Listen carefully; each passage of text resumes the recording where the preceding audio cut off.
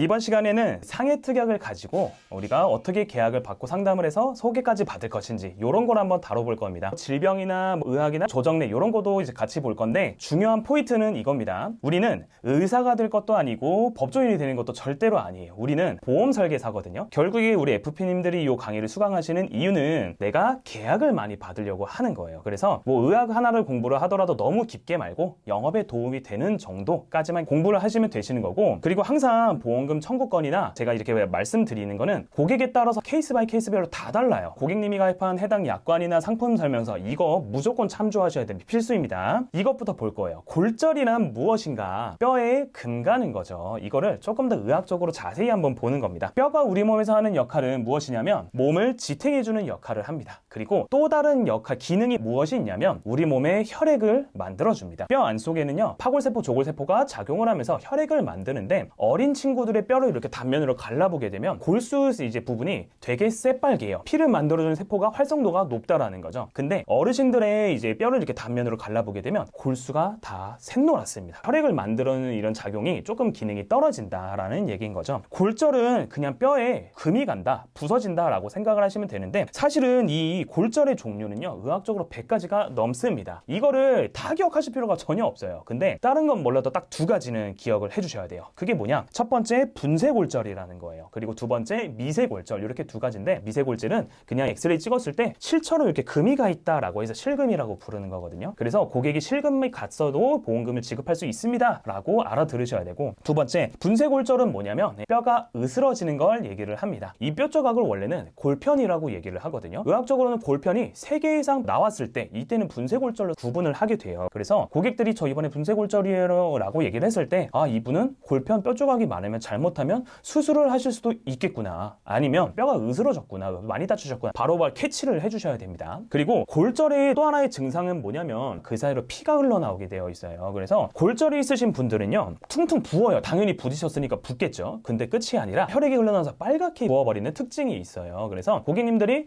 골절이 의심돼요 라고 얘기를 해줬을 때 요렇게 메디컬을 조금 풀어주면서 빨갛게 있으면 병원 가서 빨리 엑스레이부터 찍어보시고, 실제로 골절이 의심이 되면 추가로 CT 촬영을 하실 수도 있습니다. 요 정도로 안내까지 해주시면 참 좋겠죠. 그리고 두 번째, 폐쇄성 골절은 괜찮은데 외상성 골절이 발생을 했을 때는요 주변에 이런 연부 조직이라고 해가지고 뭐 근육 아니면 근막층 아니면 피부, 뭐 섬유 조직 같은 걸 이런 연부 조직이라고 표현을 하거든요. 근데 이 연부 조직이 찢어지게 됩니다. 여기가 이게 뚫려버리는 거죠. 이걸 정확하게 치료를 빨리빨리 해주지 않으면 여기 보이는 혈전증이나 폐색전증 이런 것 때문에 실제로 뇌졸중이 발생해서 최악의 경우에 사망을 하실 수가 있어요. 그래서 외상성 골절이 발생을 했을 때는 핀고정을 하는 게 아니라 혈전증이나 혈관 질환도 같이 잡아주게 된다. 요 정도까지 알고 계셔야 됩니다. 사실 우리가 생각하는 골절은 뼈 부러지면 나옵니다 죠? 근데 생각보다 골절이 치료하기가 어려운 질병이에요. 골절 진단비 특약을 한번 볼 건데, 상해 직접적인 결과로서 골절 분리표에서 정한 골절이 되었을 때 보험금을 지급을 합니다 라고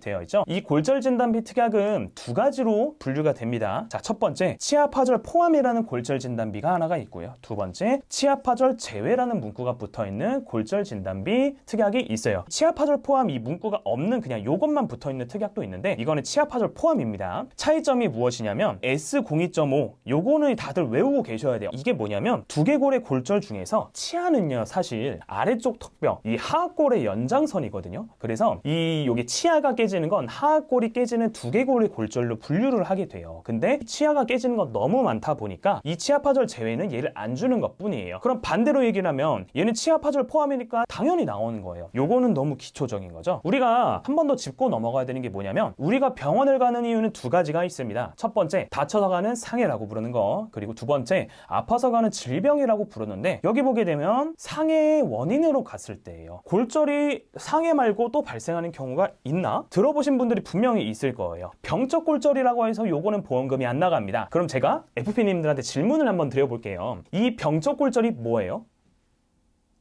이렇게 돼버립니다.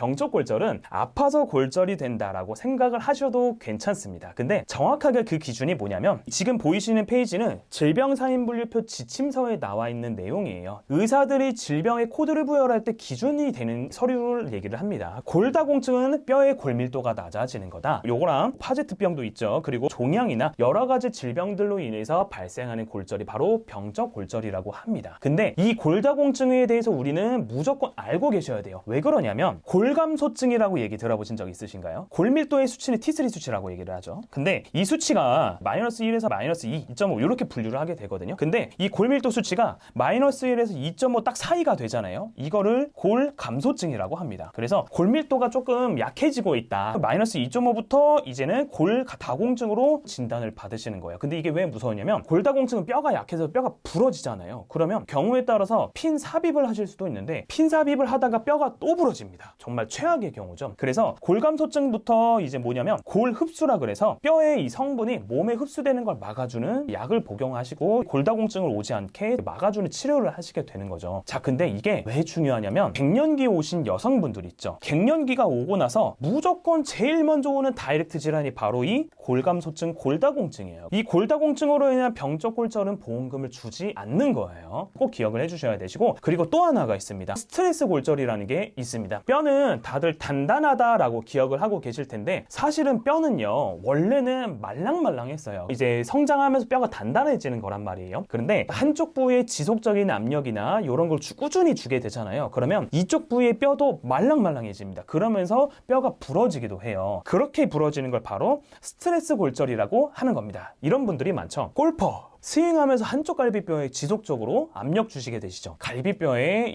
골절이 많이 되시는데 스트레스 골절 진단을 받을 수도 있어요. 보통 이런 내용은 상담할 때도 많이 쓰긴 하는데 저는 증권 드리면서 기존 보험 다시 한번 설명드리시잖아요. 그때 저는 꼭 한 번쯤 설명드리는 내용이에요. 여기서 하나 더 봐줘야 되는 게 뭐냐면 사실 질병사인분류표 지침서에 보게 되면 상해에 기인하는 요인이 단 하나도 없을 때 질병골절 코드를 부여를 하게끔 되어 있어요. 그 말은 무엇이냐? 병적 골절 코드를 받으려면 내가 부딪혔다거나 엎어진다거나 이렇게 갑작스럽게 발생한 사유가 단 하나도 없어야 되거든요. 이거를 가끔가다 보상과 담당자님들이 병적 골절 코드이기 때문에 보험금을 지급하지 않습니다 라고 얘기를 하시는 분들이 있어요. 이런 분들한테 상해 요인이 하나라도 있기 때문에 이건 상해 골절로 봐야 됩니다 하고 분쟁을 좀 하실 수가 있겠죠. 그래서 이런 지침서 같은 것도 한 번쯤 읽어봐 주면 참 좋고요. 자, 그리고 이번에는 5대 골절 진단비입니다. 우리 몸에서 큰 5개의 뼈가 골절이 됐을 때 보험금을 더 주겠다라는 얘기예요. 5대 골절 진단비가 나가면 일단 골절 진단비가 나오고 시작을 하는 겁니다. 5대 골절 분류표에 보게 되면 그 해당되는 골절은 무엇이냐? 첫 번째 머리뼈도 있고 목도 있고 흉추, 그리고 요추 및 골반의 골절, 그리고 대퇴골 이렇게 있는데 우리는 흉추랑 빨간색 요추 및 골반의 골절을 같이 한번 볼 겁니다. 장애 분류표를 보게 되면 흉추에는 이렇게 되어 있는데 늑골이라고 여기 적혀 있죠. 또는 갈비뼈라고 부르기도 합니다. 자, 근데 5대 골절 진단비에 여기 보면 흉추의 골절이라고 되어 있잖아요. 얘는 사실은 흉추가 아니에요. 흉추는 뭐냐? 이거를 얘기를 합니다. 그래서 5대 골절 진단비는 이 갈비뼈 있죠. 이거 부러졌을 때 나가는 거 아니에요. 이거 안 나갑니다. 여기 가운데에 요 척추뼈 있죠. 이 흉추가 부러져야지 보험금이 나가는 거예요. 그리고 아까 병적 골절 기억나시죠? 골다공증으로 인해서